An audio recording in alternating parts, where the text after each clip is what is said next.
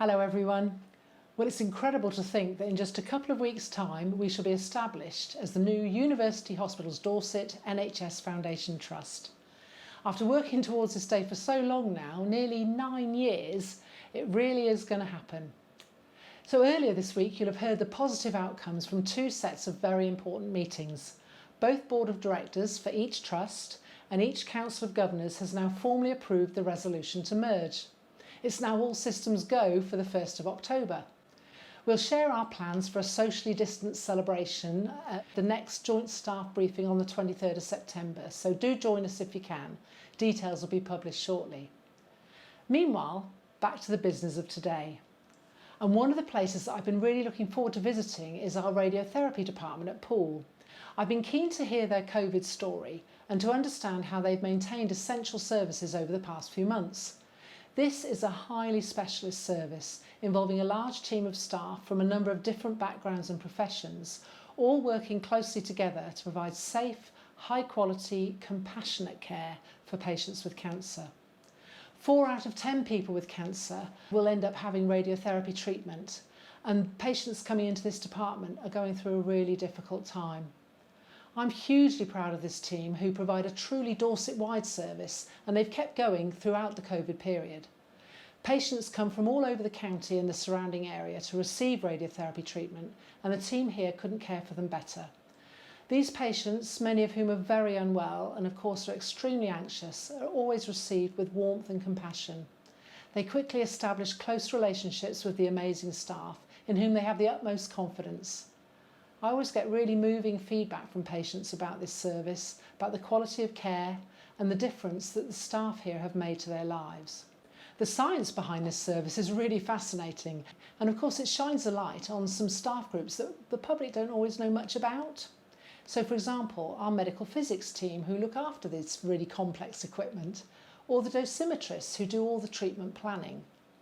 Planning the safe provision of radiotherapy treatment before the patient starts to receive it is a critical part of the work and requires a very high degree of skill. The scientific and technical support needed to run radiotherapy services is one of the reasons why only designated hospitals are able to provide this service. Of course, another reason is that the LINACs, as we call them, that provide the radiotherapy are hugely expensive pieces of equipment, and given that we're dealing with radiation, they have to be housed in an enormous concrete bunker.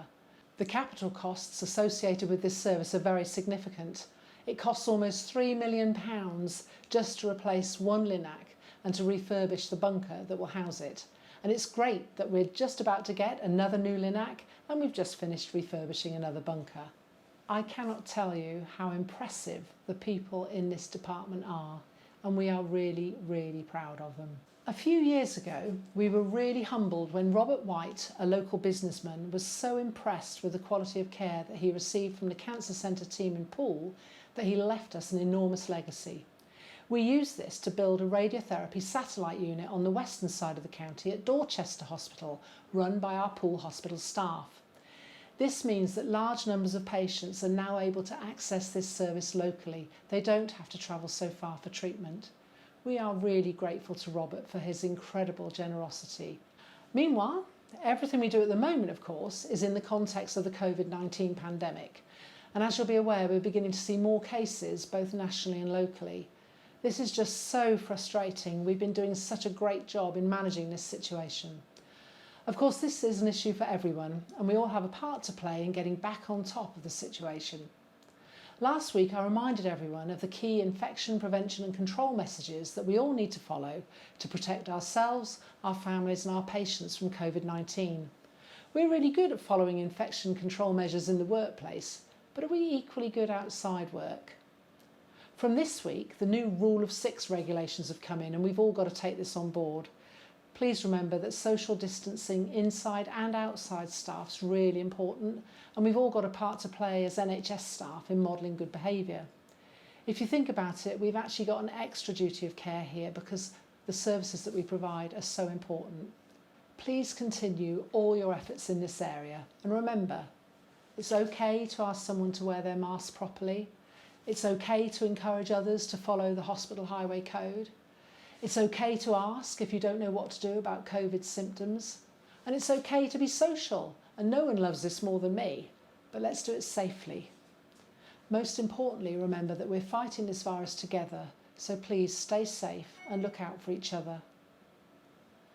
In closing, I'd like to say an enormous thank you once again to all staff for everything you've done throughout the COVID-19 pandemic and for everything you continue to do every day.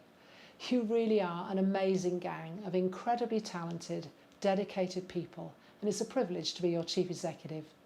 Do take care and please stay safe.